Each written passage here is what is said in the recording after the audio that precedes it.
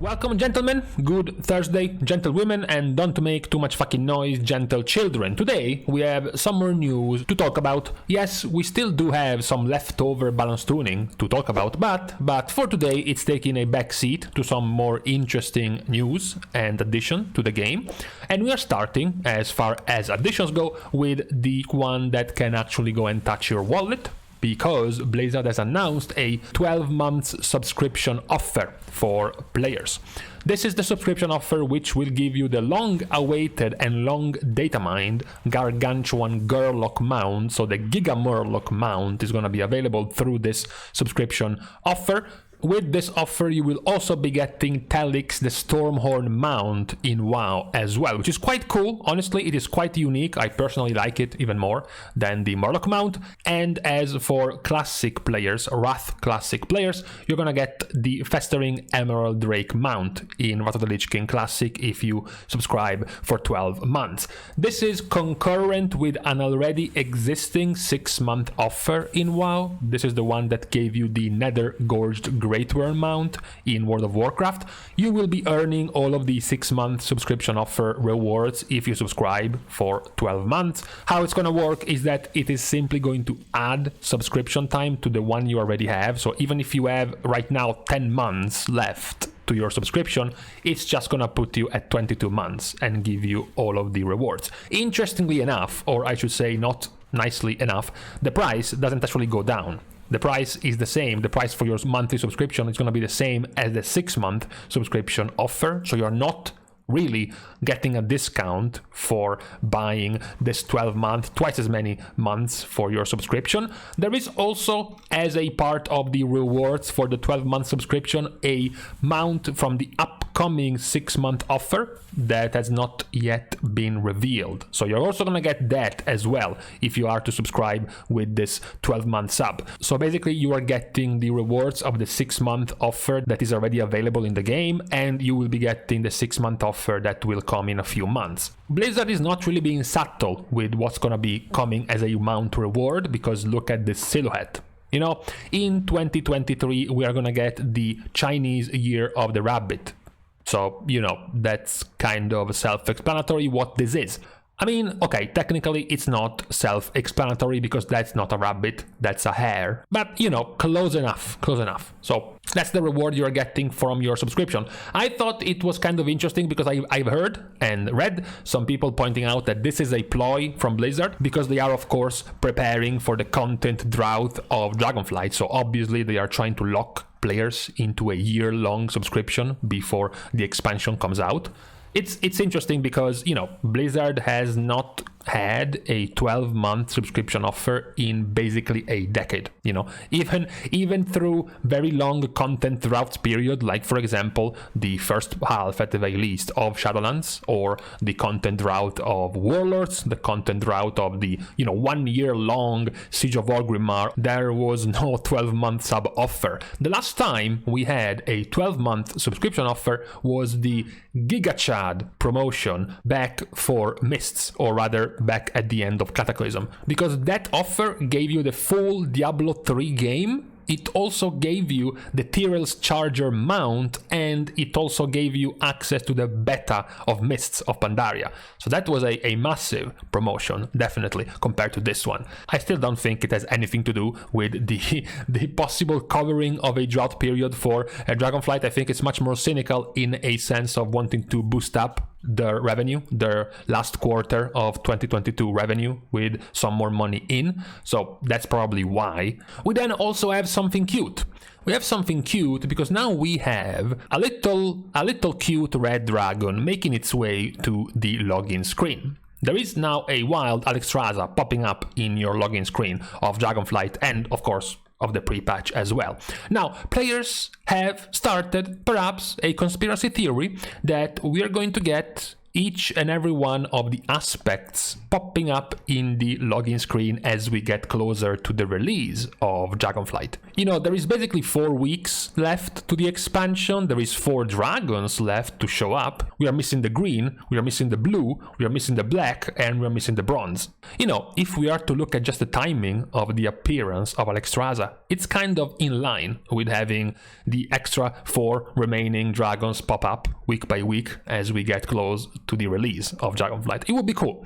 It would be cool. I thought the login screen was nice already, but you know, it's a dragon themed expansion and you have no dragons in your login screen. You know, come on. At least add them, even if it's not as big of an entrance as Cataclysm or Wrath with Sindragosa and Deathwing right in your face. You know, even from far away, it will be a cool addition. The last cool addition that has nothing to do with balance tuning and with changes to classes and specs is the one to alt catch-up mechanisms and the ease of playing multiple characters in Dragonflight. This one is going to be about reputation, which, as you know, has been transformed into renown but still works the same. You will still be earning rep. It's just that now rep is used to go up renown levels.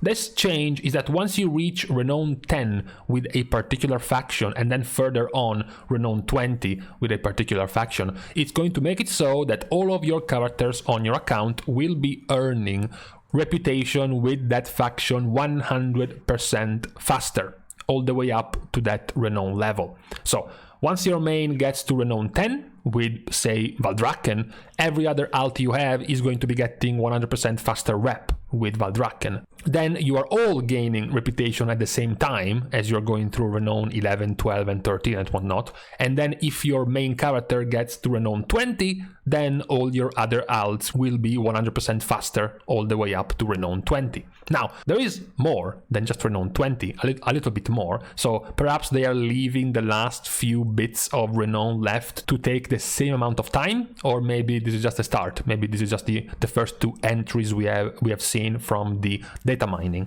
Either way, it's a good enough change, right? Because, you know, it's more or less just a rep gain, a 100% rep gain. You just have to have your main to actually get to a certain renown breakpoint rather than reaching, for example, Exalted, like we have seen before, certain rep boosts for your alts requiring certain bind on account items you buy once you reach Revered or Exalted with certain factions. Now, as for the few bits and pieces we left behind when it comes to balance tuning. So let's just start with a nerf to Holy Paladin, because Holy Paladin has gotten nerfed not in numbers, not in damage or in healing, but a nerf to Holy Paladin's mana. Because Light of the Martyr, Barrier of Faith, Tears Deliverance and Holy Light all cost more mana. The only discount is to your Crusader Strike, which is overall kind of good, because the abilities whose mana has gotten increased are not things you're spamming. You know, Tears Deliverance is a cooldown. You don't care if it costs default base mana. Barrier of Fate also has a pretty long cooldown, so it's not that meaningful. It's not that big of a nerf for Holy Paladin. Then, for the love of God, Blizzard, please decide yourself on this thing right here. Enveloping Mist has gotten changed for the upteenth time. It's been flip-flopping back and forth between these 2 numbers for like 2 weeks now. You know, Blizzard, this, I think it's enough of a number of changes to this ability, especially when it's not even that major when it comes to Mistweaver Monk's healing. You know, just let it go, man. It's not that big of a deal. Come on. Lastly, for the actual meaningful changes, and this time I'm not trolling, it's a good, still not great, but good at the very least, amount of buffs to Guardian Druid. That's right, I said it. I said the G word. Guardian is getting buffed. Now, when you look at the buffs from a numbers perspective, this is not that exciting. Maul damage increased by 40%, Mangle damage increased by 15%. You know, it's trash. You don't even want to click Maul. In fact, you do feel bad as a Guardian Druid to even having Maul in your bars to begin with. And then the rest of the stuff, you know, Twin Moonfires is getting nerfed, so you have, once again, even less arcane damage, which for some reason keeps getting nerfed by Blizzard. And then Guardian of Elune has a very slight buff, an extension to your duration of your next Iron 4. And then after the Wildlife is perhaps the more exciting of the changes, because now it's a good amount of healing that you do with this talent, even though it's still not very selfish, because you're healing everyone. It would be obviously much cooler for you as a tank to give yourself a much bigger heal rather than having to share it with the rest of your party, but it is still a good change. The real better change for Guardian is in its talent tree, which has gotten changed. The first very good change for Guardian is that survival of the fittest has been changed with scintillating moonlight. This means, very importantly, that now survival of the fittest is no longer in your last bracket of talents. So the very important last bracket where you only have 10 possible points to spend, and you will always be, wishing for more because you want to take more stuff in that bracket. Now this talent, which is very powerful for you, reducing your cooldowns, your defensive cooldowns by 30%, is now in the mid bracket of talents, which means it's much easier to obtain. So what has become harder to obtain is scintillating moonlight. This is because Blizzard has decided to clump all of these arcane themed talent in the same right side of the tree. So they will give the same treatment to Twin Moonfire, the talent which gives 10% more damage to Moonfire, just nerfed, it used to be 20, as well as making it hit an extra target. This is also being thrown in the last bracket of your talents, and more importantly, after the Wildfire, so the thing that just got buffed, has now been moved in the mid bracket as well, right after survival of the fittest. So now you can also take this talent without having to worry about your last 10 points to spend. More buffs, because Soul of the Forest and Dream of Scenarios have also been taken, removed from choice nodes in the last bracket of talents, while at the same time the other arcane themed talent, Galactic Guardian, has been picked up and thrown in the right side, in the last bracket right side of the tree. This is also a very good change for Guardian Druid, because Dream of Scenarios is quite good for your own self-preservation, for your own healing as a Guardian Druid, and Soul of the Forest is also quite good for your regeneration. The problem of these two talents wasn't just that they were in the last bracket of the tree where you only had 10 points to spend. The problem was the fact that they were a choice node, so you had to choose them over either Ursoc's Fury or over Blood Frenzy. Both of these talents are still much better than Soul of the Forest and Dream of Scenarios. So it meant that you were basically never going to take Soul of the Forest or Dream of Scenarios. Now you can. Now you can still take Ursoc's Fury and Blood Frenzy while being able to take Soul of the Forest and Dream of Scenarios that have been moved. So basically this set of changes to your talent tree, they are taking some niche, some alternative talents around arcane damage and Moonfire damage and reflected arcane damage, and put it in the last talents of the right side of the tree, just as a possibility, and then brought your much stronger, stable, standard talents in the middle, so that you can always take them without having to spend your last final very important points, which makes it much better for you to build out your Guardian Druid tree without having to take nearly as many bad compromises and bad paths throughout the tree. So it's definitely an improvement. Still does not make the tree that great, but at the very least it's much better than where we started. So let's hope that in the next few weeks we keep getting improvements for the Guardian Druid tree. Now, as far as the balance tuning involved for today, this was all. There isn't really much of anything else to point out after what we talked about yesterday. That was a much bigger day for balance tuning. So today was a little bit more on the lower side.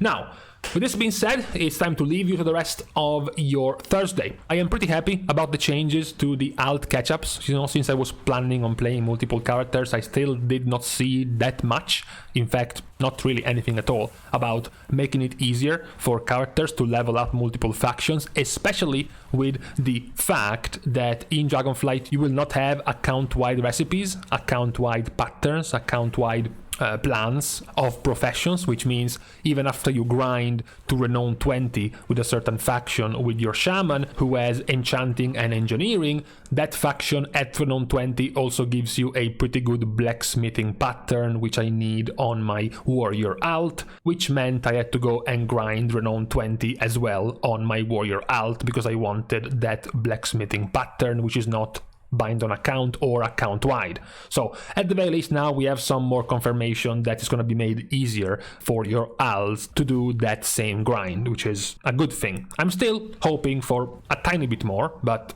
for now, it's a good start. Now we can actually stop for today. As usual, I am thanking first my Patreon supporters, which are a good contributor in helping me and in supporting me and this channel to provide you all with some more WoW content as we stroll through the beta of Dragonflight. You can of course support in other ways, not stressing your wallet, which include liking and commenting down below on this video, as well as subscribing to the channel itself. These are pretty simple, just a handful of clicks for a total of 0 cents, I believe. And lastly, for more social interactions as well as some more parasocial relationships with your imaginary friend, you can follow me on Twitter as well as subscribing to my Patreon right at these 2 links. Now we're done. I'm also getting kinda hungry, so I'm leaving you for today. Thank you guys again for watching. See you guys soon, and in the meantime, there is this praying mantis just outside over at my balcony.